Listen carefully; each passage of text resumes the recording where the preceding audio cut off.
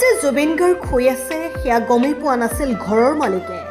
কথাটো সংগীত পৰিচালক দিগন্ত ভাৰতীয়ৰ বিয়াৰ সময়ৰ। সেই সময়ত জুবিন গাৰ্গ মুম্বাইত থাকে। কেতিয়াবা গুৱাহাটীলৈ আহি জুবিন দাই কাম কৰে। সেইবাৰ জুবিন দা মুম্বাইৰ পৰা গুৱাহাটীলৈ আহিল। নিশা গান ৰেকৰ্ডিং কৰিলে। দিনত দিগন্ত ভাৰতীয়ৰ বিয়ালৈ যোৱাৰ কথা ভাবি জুবিন গাৰ্গ এনকে প্ৰডাকশ্যনৰ গৰাকী দেৱ বৰকটকীৰ ঘৰৰ গেষ্ট ৰুমত শুই থাকিল। তেওঁ তাতে শুই থকা বুলি দেৱ বৰকটকীৰ ঘৰৰ মানুহে গমেই নাপালে। তেওঁলোকো ঘৰত তলা লগাই দিগন্ত ভাৰতীয়ৰ বিয়ালৈ গ'ল। তেতিয়ালৈ বিয়া ঘৰত উপস্থিত হৈছিল গৰিমা শইকীয়াগাৰ। দেৱ বৰকটকী সহ আন সকলো অতিথিও বিয়া ঘৰত আছিল। ল'ৰা দিগন্ত ভাৰতীয়ে সকলোকে সুধিলে জুবিন গাৰ্গৰ কথা, কিন্তু কোনেও নাজানে জুবিন গাৰ্গ ক'ত আছে। গতিকে জুবিন বিয়ালৈ নাযায় বুলিয়ে ভাবিলে দিগন্ত ভাৰতীয়ে। কিন্তু সাৰ পোৱাৰ পিছতহে জুবিন গাৰ্গে জানিলে তলা বন্ধ ঘৰৰ কথা। তেওঁক যে ভিতৰত সোমোৱাই ঘৰখনৰ সকলো মানুহ গুচি গ'ল বুলি গম পাই জুবিন গাৰ্গে এটা বুদ্ধি কৰিলে। তেওঁ বিল্ডিঙৰ পাইপেৰে তললৈ নামিলে। পাইপ বগাই তলত উপস্থিত হলেও জুবিন গাৰ্গৰ পিন্ধিবলৈ কাপোৰ নাছিল। তেওঁ এতিয়া কি কৰে? তলত জুবিন গাৰ্গে দেখিলে দেৱ বৰকটকীৰ ঘৰৰ চিকিউৰিটিয়ে ৰছীত শুকাবলৈ মেলি থোৱা এটা চাৰ্ট। সেইটোকে জুবিন গাৰ্গে গাত সুমুৱাই ল'লে। কিন্তু জুবিন গাৰ্গৰ গাত চোলাটো হলমলো হ'ল।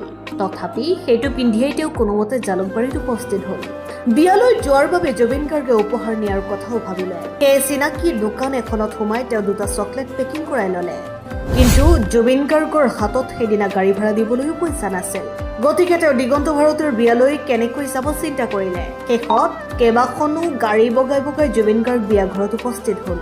তেওঁ গাড়ী ভাড়া নিদিয়াকৈ বিয়াখনত সোমোৱাৰ সময়ত দিগন্ত ভাৰতী কইনা ঘৰলৈ যোৱাৰ বাবে সাজু হৈছিল। তেতিয়া তেওঁলোকে দেখিলে হলমলো চোলা পৰিহিত আলহী জুবিন গাৰ্গ। সকলোৱে জুবিন গাৰ্গক দেখি আচৰিত হ'ল। তেতিয়াহে জুবিন গাৰ্গে ঘটনাটোৰ ৰহস্যৰ কথা ক'লে। চিকিউৰিটিৰ চোলা পিন্ধি বিখ্যাত গায়ক জুবিন গাৰ্গে দিগন্ত ভাৰতীৰ বৰযাত্ৰাৰ সৈতে যাত্ৰা কৰিলে। হলমলো হলেও চোলাটো পিন্ধি যাবলৈ জুবিনে কিন্তু মুঠেও নকৰিলে লাজ। সেইটোকে কোনোমতে পৰিধান কৰি তেওঁ দিগন্ত ভাৰতীৰ বিয়াত চামিল হ'ল। এইটো ঘটনা বহুদিনলৈ হৈ আছিল ৰহস্য। বহুদিনৰ পিছত জুবিন গাৰ্গে ৰাজহুৱা কৰিছিল দিগন্ত ভাৰতীৰ বিয়ালৈ পাইপ বগাই যোৱাৰ কথা। মুম্বাইত কাম কৰা বিখ্যাত গায়কজনে পিন্ধিবলৈ সংকোচ কৰা নাছিল চিকিউৰিটি গাৰ্ডৰ হলমলো চোলাটো। তেওঁক দেখি পত্নী গৰিমা সেইদিনা আচৰিত হৈছিল। এইটো কাৰ চোলা বুলি গৰিমাই বিয়া ঘৰতে প্ৰশ্ন কৰিছিল জুবিন দা। কিন্তু জুবিন গাৰ্গৰ উত্তৰ দিবলৈ সময় নাছিল। তেওঁ দৰাৰ হাতত গুজি দিছিল গুৱাহাটীৰ পৰা নিয়া চকলেট দুটা। এইদৰে যাত্ৰা কৰিও ক্লান্ত হোৱা নাছিল জুবিন গাৰ্গ। সেইদিনা দিগন্ত ভাৰতীৰ বিয়াৰ মেহফিল জমাইছিল অমৰ শিল্পীজনে। পৰৱৰ্তী সময়তো দিগন্ত ভাৰতীৰ সৈতে জুবিন গাৰ্গৰ সম্পৰ্ক অটুট আছিল। তেওঁৰ অনুৰোধ অনুসৰি চন্দ্ৰপুৰৰ পথাৰত গানৰ মেহফিল পাতিছিল জুবিন দাই। নামমাত্ৰ ধনৰ বিনিময়ত কুঁৱলী সনা নিশা ঢল পোৱালৈ গীত গাইছিল জুবিন গাৰ্গে।